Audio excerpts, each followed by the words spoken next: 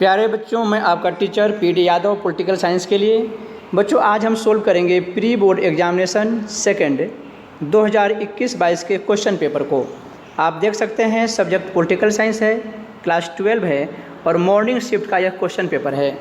इसको सोल्व करने से पहले इसके कुछ जनरल इंस्ट्रक्शन को देख लेते हैं।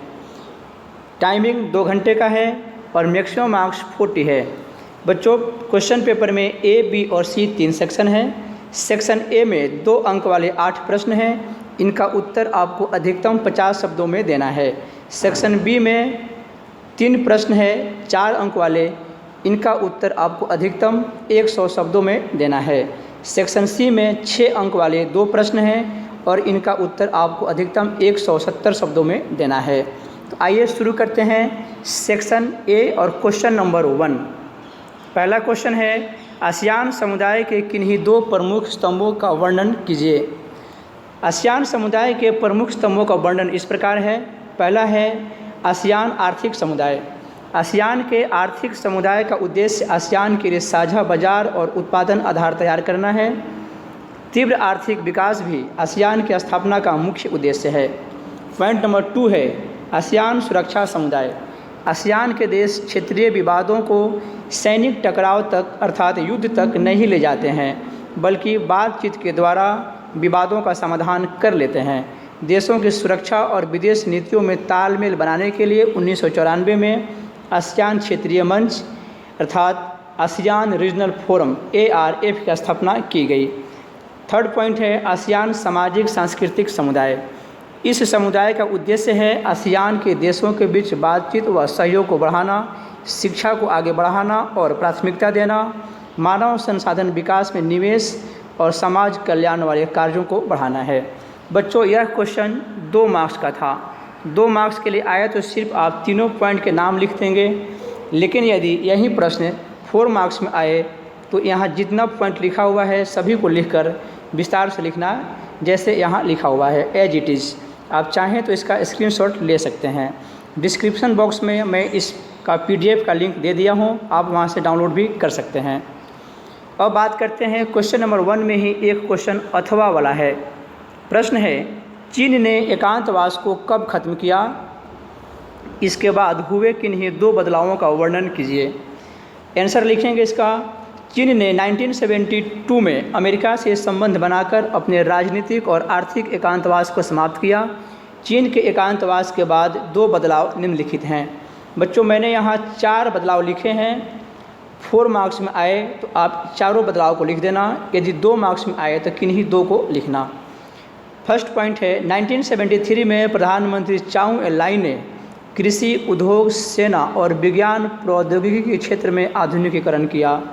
सेकेंड पॉइंट है 1978 में देंग सियाओपिंग ने आर्थिक सुधारों और खुले द्वार की नीति की घोषणा की। और थर्ड पॉइंट है 1982 में खेती का निजीकरण, अर्थात चीन में 1982 से पहले सार्वजनिक खेती होती थी। और चौथा पॉइंट है 1998 में उद्योगों का निजीकरण। अब देखते हैं क्वेश्चन नंबर 2। ब्रिक्स की स्थापना किन उद्देश्यों को लेकर की गई थी? तो ब्रिक्स की स्थापना निम्नलिखित उद्देश्यों को लेकर की गई थी। फर्स्ट पॉइंट है स्थायी, न्यायसंगत और पारस्परिक रूप से लाभकारी विकास के लिए कार्य करने के लिए। सेकंड में है सदस्य देशों के साथ साथ अलग अलग देशों के बीच सहयोग को बढ़ाने के लिए। और थर्ड है आपसी सहयोग द्वारा विकास की गति को तेज करने के लिए। और फोर्थ है सदस्य देशों के बीच राजनीतिक सहयोग व संवाद को बढ़ाने के लिए। और 5वां पॉइंट है साझा चुनौतियों का मिलजुल कर समाधान करने का प्रयास के लिए। क्वेश्चन नंबर 3 देखिए। क्वेश्चन है वैश्वीकरण के सांस्कृतिक प्रभावों का वर्णन कीजिए। बच्चों, हमें पहले वैश्वीकरण के अर्थ को समझ लेना चाहिए। वैश्वीकरण का मतलब होता है किसी एक देश की कोई घटना, कोई उत्पाद, कोई विचार या कोई वस्तु जो एक देश से दुनिया के अनेक देशों तक फैल जाए, प्रवाहित हो जाए और उसे फैलने में कोई सीमा, किसी देश का कोई बॉर्डर बाधा न पहुंचा सके, यानी बिना रोक टोक को फैल जाए और वहाँ के भी लोगों के जीवन को प्रभावित करे, उसे वैश्वीकरण कहते हैं। फिर से सुने, कोई एक घटना, कोई एक वस्तु, कोई एक उत्पाद, कोई सिद्धांत जो दुनिया के किसी एक देश से अनेक देशों तक बिना रोक टोक फैल जाए और वहाँ के जीवन यापन को प्रभावित करे, उसे वैश्वीकरण कहेंगे। लेकिन प्रश्न है, वैश्वीकरण के सांस्कृतिक प्रभाव का वर्णन करने को कहा गया है। तो लिखेंगे वैश्वीकरण के सांस्कृतिक प्रभाव का वर्णन इस प्रकार है। फर्स्ट पॉइंट है सांस्कृतिक एकरूपता या समरूपता। वैश्वीकरण के दौर में दुनिया की संस्कृति एक समान होने लगी है। सेकंड पॉइंट है दुनिया के देशों पर पश्चिमी संस्कृति की छाप दिखने लगी है। और थर्ड पॉइंट है सांस्कृतिक लोप अर्थात अपने देश की संस्कृति का ह्रास होने लगा है। क्वेश्चन नंबर 4 देखिए, कहा गया है कि बहुदलीय व्यवस्था से आप क्या समझते हैं। तो बहुदलीय व्यवस्था का मतलब हम समझते हैं, लिखेंगे इसके बारे में, जब किसी देश में 2 से अधिक अर्थात अनेक राजनीतिक दल विद्यमान होते हैं और वह चुनाव में भाग लेकर सरकार के गठन का प्रयास करते हैं, तो ऐसी व्यवस्था को बहुदलीय व्यवस्था कहा जाता है। जैसे भारत में बहुदलीय व्यवस्था है, भारत के अतिरिक्त श्रीलंका और मालदीव में भी बहुदलीय व्यवस्था है, जहां सत्ता की दौड़ में 2 से अधिक दल होते हैं। अब बात करते हैं क्वेश्चन नंबर 5, वैश्वीकरण की प्रमुख विशेषताएं लिखिए। अभी हमने वैश्वीकरण को डिफाइन किया है, अब इसकी विशेषता की बात कर लेते हैं। तो वैश्वीकरण की प्रमुख विशेषताएं निम्नलिखित हैं। वैश्वीकरण में वस्तुओं, विचारों, सेवाओं और घटनाओं का विस्तार या प्रवाह होता है। पूंजीवाद, उदारवाद और विश्व व्यापार में वृद्धि होती है। देशों के बीच पारस्परिक जुड़ाव और अंतर्निर्भरता का बढ़ जाना होता है और विकसित देशों को अधिक फायदा होता है, जबकि तीसरी दुनिया अर्थात अल्प विकसित देशों को अपेक्षाकृत कम फायदा होता है। क्वेश्चन नंबर 6 देखें, वामपंथी किस आधार पर वैश्वीकरण का विरोध करते हैं। सबसे पहले हमें यह जानना है कि वामपंथी होते कौन हैं। तो वामपंथी का मतलब होता है ऐसे लोग या ऐसी विचारधारा को मानने वाले लोग जो गरीब, किसानों, मजदूरों एवं समाज के पिछड़े वर्ग के हितों की बात करते हैं, उन्हें फ़ायदा पहुंचाने वाले कानूनों का समर्थन करते हैं। वे वैश्वीकरण का विरोध निम्नलिखित आधार पर करते हैं। वैश्वीकरण के कारण राज्य की शक्तियों और क्षमता में कमी आ जाती है। फिर राज्य जन कल्याण के कार्यों से पीछे हट जाएंगे, तो गरीबों का कल्याण कैसे होगा, गरीबों का कल्याण कौन करेगा। इस बात से वे वामपंथी वाले वैश्वीकरण का विरोध करते हैं। सेकंड पॉइंट है इसमें, वैश्वीकरण के कारण पूंजीवाद को बढ़ावा मिलता है। छोटे व्यापारियों, लघु एवं कुटीर उद्योगों और छोटे किसानों को हानि होती है और इसमें गरीब और गरीब हो जाते हैं। इसलिए वैश्वीकरण का विरोध वामपंथी करते हैं, क्योंकि वामपंथी गरीब, किसान, मजदूर और समाज के पिछड़े लोगों के हित की बात करते हैं। क्वेश्चन नंबर 7, लोकतांत्रिक अभ्युत्थान से क्या अभिप्राय है। भारतीय राजनीतिक इतिहास में कितने अभ्युत्थानों का वर्णन किया गया है। तो बात करते हैं इसकी। सबसे पहले जानेंगे कि लोकतांत्रिक अभ्युत्थान क्या है। जब किसी देश की लोकतांत्रिक राजनीति में लोगों की भागीदारी या सहभागिता तेज़ी से बढ़ती है, तो उसे लोकतांत्रिक अभ्युत्थान या डेमोक्रेटिक अपसर्ज कहते हैं। भारतीय राजनीतिक इतिहास में 3 लोकतांत्रिक अभ्युत्थानों का वर्णन है। सबसे पहला प्रथम लोकतांत्रिक अभ्युत्थान, यह 1950 से 1970 के दशक का दौर था। भारत में केंद्र और राज्य सरकारों के लिए जो चुनाव हुए, उन चुनावों में भारतीय मतदाताओं की भागीदारी में तेज़ी से वृद्धि हुई। 1952 का प्रथम आम चुनाव से लेकर 1977 तक के छठे आम चुनाव तक को इसे देखा जा सकता है। प्रथम लोकतांत्रिक अभ्युत्थान की विशेषता है मतदाताओं की बढ़ती हुई भागीदारी। यानी कि जब प्रथम लोकतांत्रिक अभ्युत्थान आया, उस समय 1952 के आम चुनाव के समय देश में लोकतंत्र स्थापित किया जाना था। तो प्रथम लोकतांत्रिक अभ्युत्थान ने पश्चिमी देशों की उन मिथकों को भी गलत साबित कर दिया जिसमें कहा गया था कि लोकतंत्र सिर्फ अमीर देशों में और जहां शिक्षा का लेवल ज़्यादा है और जहां मीडिया की पहुंच है वहीं सफल हो सकता है। जबकि भारत में उस समय मात्र 15% मतदाता साक्षर थे और इन लोगों ने, देश के मतदाताओं ने चुनाव प्रक्रिया में भागीदारी किया, यानी कि बढ़ चढ़कर अपने मत का प्रयोग किया और देश में लोकतंत्र सफल हो गया। तो ये था प्रथम लोकतांत्रिक अभ्युत्थान। अब बात करते हैं दूसरे लोकतांत्रिक अभ्युत्थान की। दूसरा लोकतांत्रिक अभ्युत्थान 1980 के दशक में आया है, जब देश की लोकतांत्रिक राजनीति में शेड्यूल कास्ट, शेड्यूल ट्राइब्स और अदर बैकवर्ड क्लास की सहभागिता बढ़ गई। राजनीति में ये वर्ग यानी कि SC, ST और OBC सशक्त हुए और इसकी विशेषता है लोकतांत्रिक राजनीति में अनुसूचित जाति, अनुसूचित जनजातियों और अन्य पिछड़े वर्गों की बढ़ती सहभागिता या भागीदारी। भारतीय राजनीतिक विश्लेषक योगेंद्र यादव ने 1980 के दशक में भारतीय राजनीति में वंचित वर्गों की बढ़ती सहभागिता को दूसरा लोकतांत्रिक अभ्युत्थान बताया है। अब बात करते हैं तीसरे लोकतांत्रिक अभ्युत्थान की। 1990 के दशक में वैश्वीकरण, निजीकरण और उदारीकरण के कारण राजनीति भी प्रतिस्पर्धा के दायरे में आ गई। तीसरा लोकतांत्रिक अभ्युत्थान एक प्रतिस्पर्धी चुनाव बाजार का रिप्रेजेंटेशन करता है, जो सर्वश्रेष्ठ के अस्तित्व के सिद्धांत पर आधारित नहीं है बल्कि योग्यतम के सिद्धांत पर आधारित है। इसकी विशेषता है युवा वर्गों की भागीदारी। अब बात करते हैं क्वेश्चन नंबर 8, NDA का शाब्दिक अर्थ क्या है? NDA की अब तक कितनी सरकारें बन चुकी हैं? तो NDA का शाब्दिक अर्थ होता है नेशनल डेमोक्रेटिक अलायंस, यानी राष्ट्रीय जनतांत्रिक गठबंधन। भारतीय जनता पार्टी के नेतृत्व वाली गठबंधन को NDA यानी कि राष्ट्रीय जनतांत्रिक गठबंधन कहते हैं। देश में अब तक NDA की 4 सरकारें बन चुकी हैं। पहला है पहली राष्ट्रीय जनतांत्रिक गठबंधन यानी कि NDA फर्स्ट 1998 से लेकर 1999 तक। दूसरी राष्ट्रीय जनतांत्रिक गठबंधन यानी कि NDA सेकंड 1999 से 2004 तक, यानी NDA फर्स्ट और NDA सेकंड में प्रधानमंत्री थे श्री अटल बिहारी वाजपेयी। अब बात करते हैं NDA थर्ड की। तो NDA थर्ड का समय है 2014 से 2019, प्रधानमंत्री श्री नरेंद्र मोदी। और चौथे NDA का यानी कि NDA फोर्थ का टाइम है 2019 से शुरू हुई है, यह 2024 तक चलेगी और इसमें प्रधानमंत्री हैं श्री नरेंद्र मोदी जी। अब बात करते हैं क्वेश्चन नंबर 9 के बारे में। सेक्शन B है और यहाँ 4 अंक वाले प्रश्न आ गए।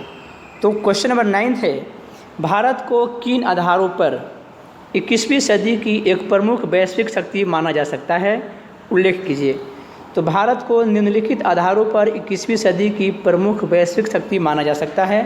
पहला आधार है भारत खाद्य पदार्थों, कृषि उत्पादन एवं श्रम शक्ति में विश्व में दूसरे स्थान पर है।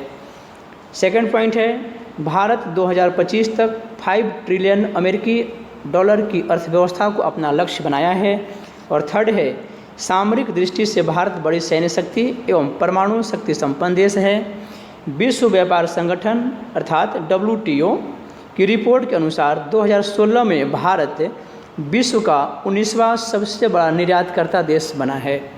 और 5वां पॉइंट है भारत विश्व का 6ठा सबसे बड़ा उत्पादनकर्ता देश है। और पॉइंट नेक्स्ट है भारत दूरसंचार के क्षेत्र में मोबाइल और इंटरनेट उपयोगकर्ताओं के स्थान की बात करें तो भारत विश्व में दूसरे स्थान पर है। और बात करते हैं क्वेश्चन नंबर 10। यह क्वेश्चन भी 4 अंक का है, तो इसे देखते हैं। 1975 के राष्ट्रीय आपातकाल के प्रमुख सबकों का वर्णन कीजिए।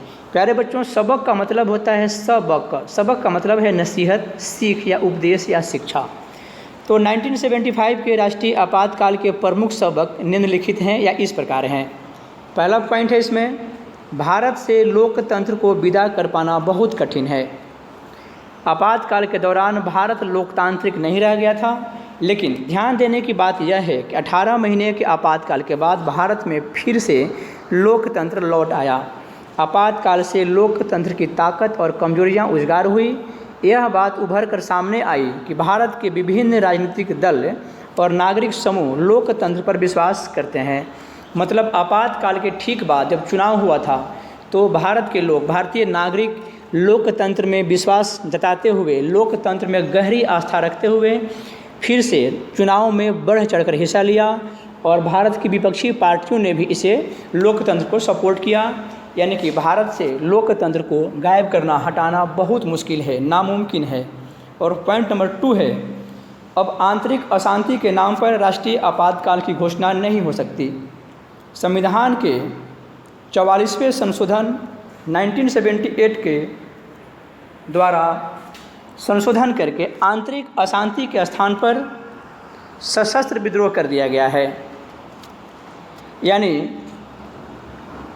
आपातकाल के बाद जब जनता पार्टी की सरकार आई तो भारतीय संविधान में 44वां संशोधन किया गया और आंतरिक अशांति यानी कि जिसके आधार पर 25 जून 1975 को आपातकाल लगा था उस कारण को हटा दिया गया और आंतरिक अशांति के जगह पर सशस्त्र विद्रोह कर दिया गया है। इसके साथ ही इसी संशोधन में यह भी प्रावधान कर दिया गया कि मंत्रिपरिषद द्वारा लिखित सलाह के बाद ही राष्ट्रपति आपातकाल की घोषणा कर सकते हैं। और पॉइंट नंबर 3 है, आपातकाल से प्रत्येक नागरिक अपने अधिकारों के प्रति ज़्यादा सचेत हुआ है। आपातकाल की समाप्ति के बाद अदालतों ने नागरिकों के अधिकार की रक्षा में सक्रिय भूमिका निभाई है। न्यायपालिका भी आपातकाल के दौरान नागरिक अधिकारों की कारगर ढंग से रक्षा नहीं कर पाई थी। इसे महसूस करके अब न्यायपालिका तत्पर हो गई है। आपातकाल के बाद नागरिक अधिकारों के कई संगठन वजूद में आए हैं। अब बात करते हैं क्वेश्चन नंबर 11। भारत का एक पॉलिटिकल मैप है। इसमें A, B, C और D से 4 राज्यों को डिनोट किया गया है और उसी के आधार पर प्रश्न पूछे गए हैं। तो देखते हैं, ये है भारत का पॉलिटिकल मैप और इसमें A, B, C और D 4 राज्य दिखाए गए हैं और इसी के आधार पर प्रश्न होंगे। तो आइए देखते हैं प्रश्न क्या है। वह राज्य जहां 2004 के लोकसभा चुनाव में वाम दलों को जीत हासिल हुई, तो यह राज्य है त्रिपुरा। तो देखते हैं कि त्रिपुरा को किस लेटर से डिनोट किया गया है। त्रिपुरा को A से डिनोट किया गया है। तो यहाँ लिखेंगे क्वेश्चन नंबर 1 के सामने A और राज्य के नाम के नीचे त्रिपुरा। अगला प्रश्न है, 1991 में भूतपूर्व प्रधानमंत्री राजीव गांधी की हत्या जिस राज्य में हुई, तो तमिलनाडु में हुई थी। और तमिलनाडु को हमने अभी देखा कि D से डिनोट किया गया है, तो 2 के सामने हमने लिख दिया D और तमिलनाडु लिख दिया।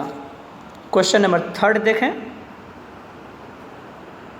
वह राज्य जहां 2004 के लोकसभा चुनाव में संयुक्त प्रगतिशील गठबंधन को जीत हासिल हुई, तो यह राज्य है मणिपुर। तो मैप में देखते हैं कि मणिपुर को किससे डिनोट किया गया है, C से। तो हमने 3 के सामने C लिख दिया और यहाँ मणिपुर लिख दिया। आप देख सकते हैं 3 के सामने C लिखा और मणिपुर लिख दिया। और चौथा क्वेश्चन है, BP मंडल आयोग के अध्यक्ष का संबंध किस राज्य से है। तो BP मंडल आयोग का मतलब ही है बिंदेश्वरी प्रसाद मंडल। इस आयोग के अध्यक्ष थे, यानी कि मंडल कमीशन के अध्यक्ष थे BP मंडल, और ये बिहार के मधेपुरा से थे। तो 4th के सामने हमने B लिख दिया क्योंकि बिहार को B से डिनोट किया गया था और आगे में बिहार लिख दिया। तो बच्चों मैथ का प्रश्न सोल्व हो गया। अब देखते हैं कि क्वेश्चन नंबर 11 में ही एक प्रश्न ऐसे बच्चों के लिए है जो विजुअली इम्पायर्ड हैं, यानी दृष्टिहीन हैं, दृष्टिबाधित छात्रों के लिए है। इसको भी सोल्व कर लेते हैं। क्वेश्चन है, गैर कांग्रेसवाद से क्या अभिप्राय है, यह विचार किसने दिया। तो गैर कांग्रेसवाद का अभिप्राय होता है 1960 के दशक की बात है यह। अगर एग्जैक्ट ईयर की बात करें तो 1967 की बात है। तो 1967 में कांग्रेस पार्टी के विरोध में अन्य विपक्षी राजनीतिक दलों और उनके नेताओं के एकजुट होने की घटना को गैर कांग्रेसवाद के नाम से जाना गया। सभी विरोधी दलों और उनके नेताओं का तर्क था कि कांग्रेस पार्टी की नीतियां लोकतंत्र के विरुद्ध है और भारत के आम नागरिकों तथा गरीबों के लिए कल्याणकारी नहीं है। इसलिए सभी विरोधी दलों को एकजुट होकर कांग्रेस का विरोध करना चाहिए तथा एक संगठित राजनीतिक दल के रूप में सामने आना चाहिए। अगर एक सेंटेंस की बात करें तो लिखेंगे, डॉक्टर राम मनोहर लोहिया के नेतृत्व में 1967 में सभी गैर कांग्रेसी राजनीतिक दलों और उनके नेताओं का एक साथ आना गैर कांग्रेसवाद के नाम से जाना गया। इन सभी विपक्षी दलों और राजनीतिक दलों का तर्क था कि भारत में लोकतंत्र को बचाने के लिए कांग्रेस को हटाना होगा। बच्चों अब बात करते हैं सेक्शन सी, यानी 6 अंक वाले प्रश्नों की बात कर लेते हैं और प्रश्न संख्या 12 है। क्वेश्चन नंबर 12 देखते हैं इसमें क्या लिखा हुआ है। लिखा हुआ है, दक्षिण एशिया के देश एक दूसरे पर अविश्वास करते हैं, इससे अंतर्राष्ट्रीय मंचों पर यह क्षेत्र एकजुट होकर अपना प्रभाव नहीं जमा पाता। इस कथन की पुष्टि में कोई 2 उदाहरण दीजिए और दक्षिण एशिया को मजबूत बनाने के लिए उपाय सुझाएं। बच्चों, हम 2 से ज़्यादा एग्जाम्पल देंगे और इसको सोल्व करते हैं। लिखेंगे इसके बारे में। दक्षिण एशिया के देश एक दूसरे पर अविश्वास करते हैं, इससे अंतर्राष्ट्रीय मंचों पर यह क्षेत्र एकजुट होकर अपना प्रभाव नहीं जमा पाता। यह कथन सही है। इसको निम्नलिखित उदाहरणों द्वारा समझा जा सकता है। पहला पॉइंट है, दक्षिण एशिया के देशों के बीच सीमा विवाद है और नदियों के जल बंटवारे को लेकर भी विवाद है। जैसे भारत पाकिस्तान के बीच सीमा विवाद है, भारत और बांग्लादेश के बीच नदी जल बंटवारे को लेकर भी विवाद है। भारत पाकिस्तान के बीच जल विवाद को सिंधु जल समझौते के द्वारा 1960 में सुलझाया गया। पॉइंट नंबर 2 है, इस क्षेत्र के देश आपस में व्यापार को बढ़ावा न देकर विश्व के अन्य देशों के साथ व्यापार करना पसंद करते हैं। थर्ड पॉइंट है, इस क्षेत्र में यदि कोई आतंकवादी घटना होती है तो देश आपस में एक दूसरे पर आरोप प्रत्यारोप करते हैं। जैसे भारत पाकिस्तान के बीच ऐसी बातें देखने को मिलती है। विश्व के अन्य शक्तियों के हस्तक्षेप से इस क्षेत्र में एक दूसरे के प्रति अविश्वास बढ़ा है। जैसे दक्षिण एशिया में चीन का हस्तक्षेप बढ़ा हुआ है। अगला पॉइंट है, दक्षिण एशिया के 2 बड़े देश भारत और पाकिस्तान के बीच तनातनी बनी रहती है, जिसके कारण इस क्षेत्र का प्रभाव अंतर्राष्ट्रीय मंचों पर कम हो जाता है। और अगला पॉइंट है, दक्षिण एशिया के छोटे देशों को भारत पर विश्वास करना चाहिए, सुझाव के रूप में है। लेकिन पॉइंट है कि दक्षिण एशिया के छोटे देश भारत को लेकर आशंकित रहते हैं, क्योंकि भारत बड़ी अर्थव्यवस्था और मजबूत सैन्य शक्ति वाला देश है। कई बार छोटे देश भारत को बाहुबली की तरह समझते हैं। और बात करते हैं दक्षिण एशिया को मजबूत बनाने के सुझाव।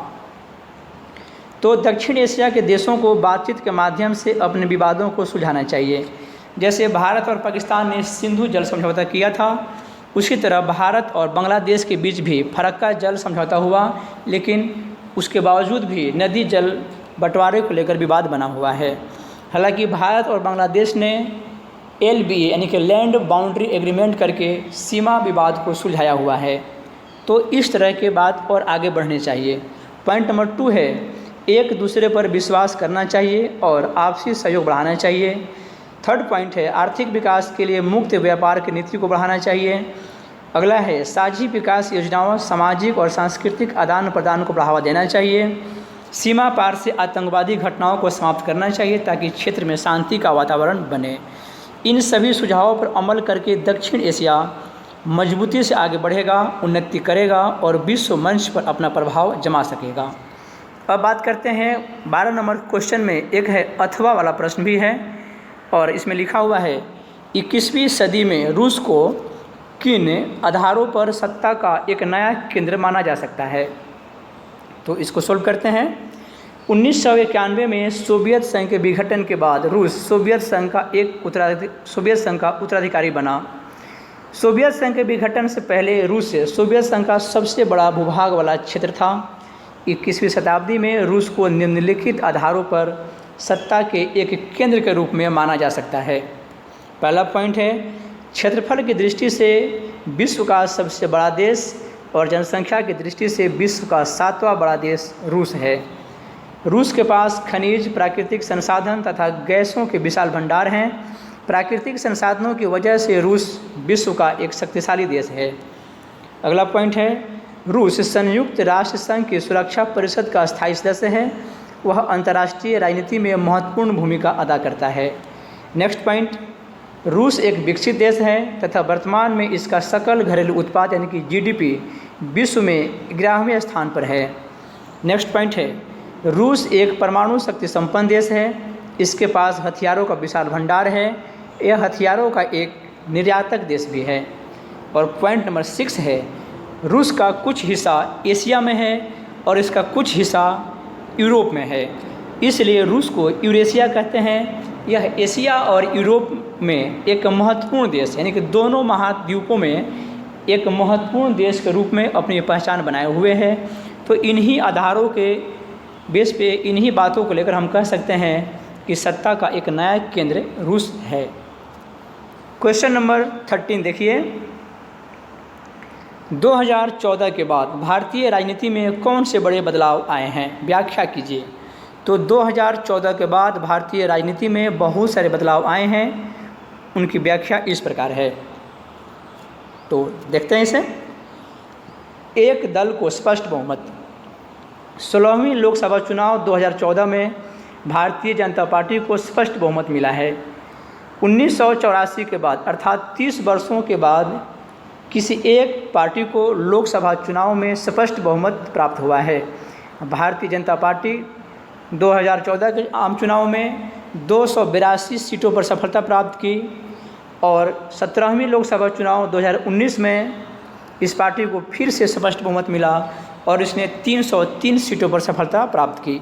हालांकि 2014 का एनडीए थर्ड और 2019 की एनडीए फोर्थ, दोनों सरकारें गठबंधन की सरकारें हैं, क्योंकि चुनाव से पहले गठबंधन हो चुके थे। तो बात बदलाव की थी, तो सबसे बड़ा बदलाव था कि एक दल को स्पष्ट बहुमत। ओके, सेकंड पॉइंट देखते हैं। विकास और सुशासन प्रमुख मुद्दा बन गया है। 2014 के पहले जाति और धर्म के नाम पर राजनीति होती थी, अब वह विकास और शासन उन्मुखी हो गई है। इसके अंतर्गत सरकार का लक्ष्य सबका साथ सबका विकास निर्धारित किया गया है। सरकार ने इस नारा को जीवंत बनाए रखने के लिए अनेक योजनाएं चलाई है और उस पर काम किया जा रहा है। थर्ड पॉइंट है, 2014 से पहले के जटिल मुद्दों को सरल तरीके से हल किया गया है। जैसे कश्मीर में अनुच्छेद 370 का मुद्दा हो, उसे समाप्त करना हो, या राम मंदिर मुद्दा हो, इसे सरल तरीके से हल कर लिया गया है। और पॉइंट फोर्थ है, 2014 के बाद सरकार ने सभी वर्गों को विकास को लेकर सुशासन को जनता तक पहुंचाने के लिए एनडीए थर्ड की सरकार अनेक सामाजिक आर्थिक कल्याणकारी योजनाएं चलाई हैं ताकि जनता तक विकास और शासन पहुंच सके। जैसे प्रधानमंत्री उज्ज्वला योजना 1 जनवरी 2016, इसके तहत गरीब परिवार की महिलाओं को रियायती दामों पर एलपीजी कनेक्शन यानी घरेलू कनेक्शन दिए जाने की व्यवस्था है। दूसरा पॉइंट है स्वच्छ भारत अभियान 2 अक्टूबर 2014, इसके तहत खुले में शौच की समस्या को समाप्त करने की व्यवस्था की गई है। थर्ड पॉइंट है जन धन योजना 2014, इसके तहत जीरो बैंक बैलेंस के साथ बैंक में खाता खोलने का प्रावधान है। और अगला पॉइंट है दीनदयाल उपाध्याय ग्राम ज्योति योजना नवंबर 2014, इसके तहत ग्रामीण क्षेत्र में कृषि और गैर कृषि उपभोक्ताओं को विद्युत आपूर्ति सुनिश्चित करने की बात है। और अगला पॉइंट है प्रधानमंत्री फसल बीमा योजना 13 जनवरी 2016, इसके तहत प्राकृतिक आपदाओं में फसल नष्ट होने पर किसानों को राहत दी जाती है। और अगला पॉइंट है बेटी बचाओ बेटी पढ़ाओ 22 जनवरी 2015, इसके तहत बालिका शिक्षा सुनिश्चित करना तथा उन्हें शोषण से बचाना है। और नेक्स्ट पॉइंट है आयुष्मान भारत योजना 1 अप्रैल 2018, इसके अंतर्गत बीपीएल कार्ड धारकों को स्वास्थ्य बीमा उपलब्ध कराना है। इस प्रकार की विभिन्न सामाजिक और आर्थिक कल्याणकारी योजनाएं गरीब परिवारों या शहरी गरीब परिवारों, विशेष रूप से महिलाओं के लिए और वंचित वर्ग के लोगों के लिए अत्यंत लाभकारी है। वर्तमान में एनडीए फोर्थ की सरकार है और इसका नारा है सबका साथ सबका विकास और सबका विश्वास। इस लक्ष्य को लेकर सरकार कार्य कर रही है। प्यारे बच्चों, क्वेश्चन नंबर 13 में एक प्रश्न अथवा वाला है।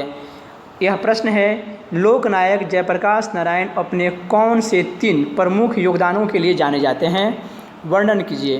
तो इसकी बात भी कर लेते हैं। यह अंतिम प्रश्न है। लोकनायक जयप्रकाश नारायण निम्नलिखित प्रमुख योगदानों के लिए भारतीय राजनीति में जाने जाते हैं। पहला है भ्रष्टाचार के विरुद्ध संघर्ष। स्वतंत्र भारत में जयप्रकाश नारायण ऐसे प्रथम नेता थे जिन्होंने कांग्रेस सरकार के भ्रष्टाचार, महंगाई, बेरोजगारी के विरुद्ध बिहार के छात्रों एवं नौजवानों द्वारा चलाए जा रहे आंदोलन का नेतृत्व किया।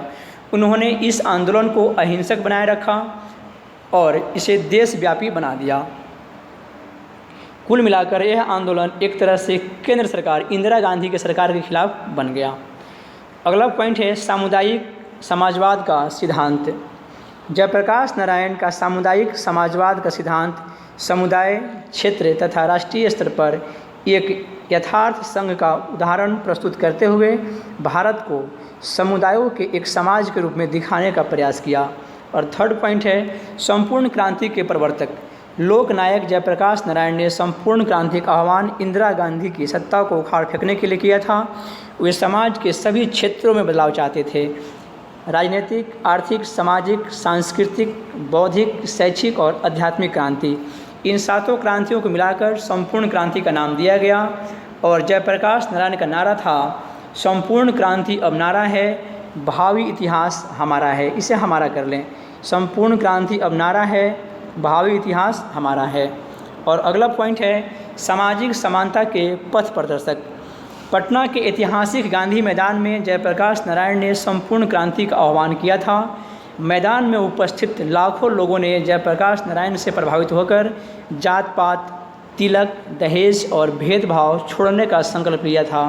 लोगों ने अपने जनेऊ तोड़ दिए थे और नारा गूंजा था, जात पात तोड़ दो, तिलक दहेज छोड़ दो, समाज के प्रवाह को नई दिशा में मोड़ दो। तो ये था जयप्रकाश नारायण का भारतीय राजनीति में योगदान। प्यारे बच्चों, हमने मॉर्निंग शिफ्ट के क्वेश्चन पेपर को सोल्व कर लिया है। अगले वीडियो में हम किसी और वीडियो क्लास की बात करेंगे। मुझे उम्मीद है कि आपको ये वीडियो क्लास अच्छी लगी होगी। आप इस चैनल को लाइक और सब्सक्राइब कर दें और इस वीडियो को अपने दोस्तों में शेयर कर सकते हैं। डिस्क्रिप्शन बॉक्स में इसका PDF लिंक दिया हुआ है, आप इसकी PDF डाउनलोड कर सकते हैं और इसका लाभ उठा सकते हैं। थैंक यू बच्चों, धन्यवाद आपका।